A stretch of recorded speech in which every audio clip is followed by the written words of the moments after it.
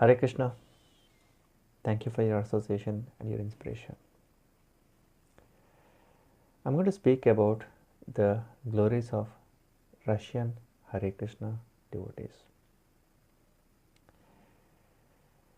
You see, I believe we all have connection to India at some level.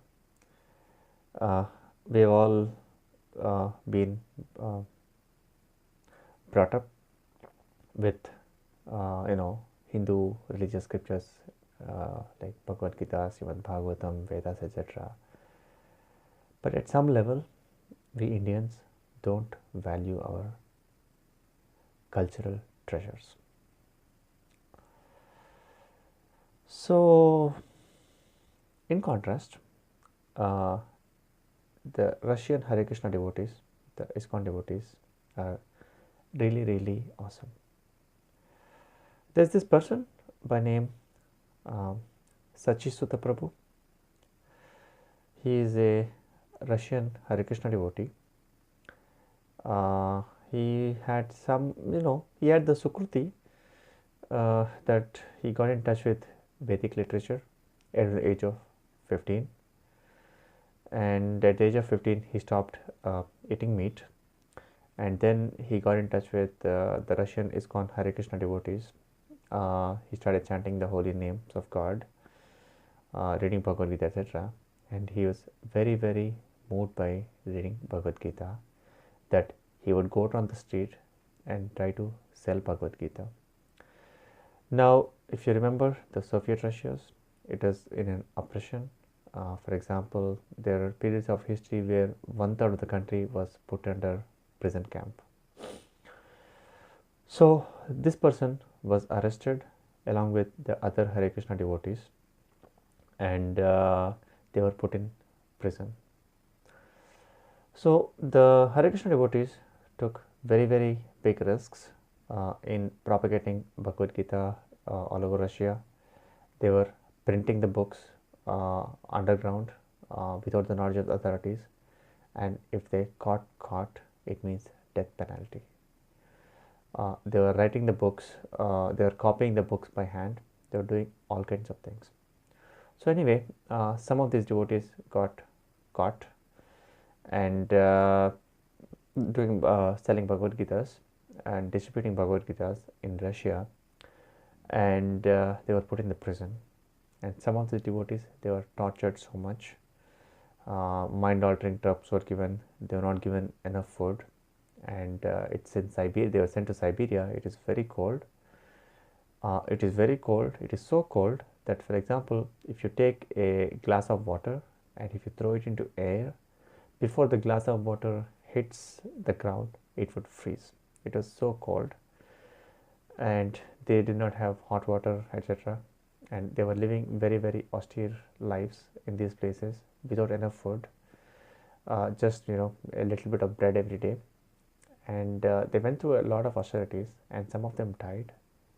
And even after all these austerities in the prison, etc., when these devotees came out, they said, you know what, Bhagavad Gita is the essence of my life. It has given me a higher meaning of life than anything else I have seen. I am happy to go to the road and sell Bhagavad Gitas, and if the government wants to put me in the prison again, that's okay. Bhagavad Gita and taking the message of Bhagavad Gita forward to the world is more important to me than my own personal comfort. This is the devotion of Russian devotees. We've all spent hours, maybe even a day. I waited in the line at Tirumala for a day once.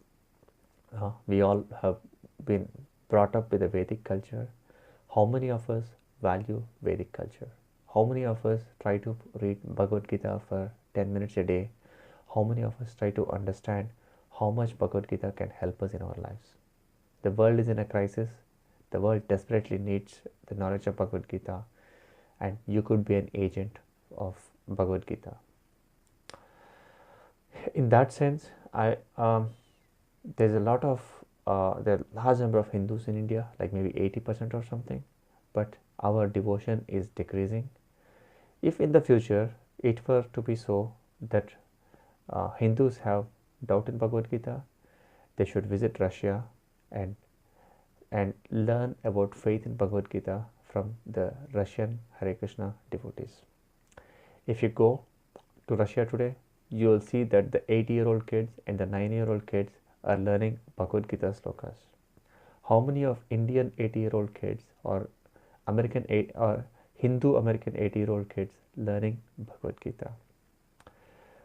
So actually Bhagavad Gita is a very powerful subject. You'll enjoy it. The other interesting fact about the Russian devotees was that the government of Russia, the KGB, the government of Soviet Russia, thought Hare Krishna was one of the biggest threats to them. And that is why they persecuted the Russian devotees like anything. Specifically, the KGB said that there are 3 threats to USSR. First one is CIA, the second one is pop culture, the third one is Hare Krishna movement. That is how powerful Hare Krishna movement is. That is how powerful the knowledge of India is. We should share it with the whole world, and the knowledge of India can conquer the whole world. The knowledge of India can bring peace to the whole world.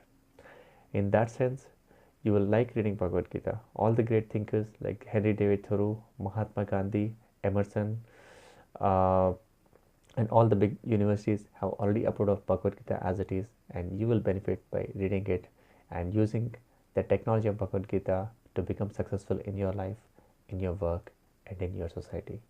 Please read Bhagavad Gita 10 minutes a day. Please chant the names of God. Hare Krishna, Krishna Krishna, Hare Hare, Hare Rama, Rama Rama, Hare Hare. Thank you.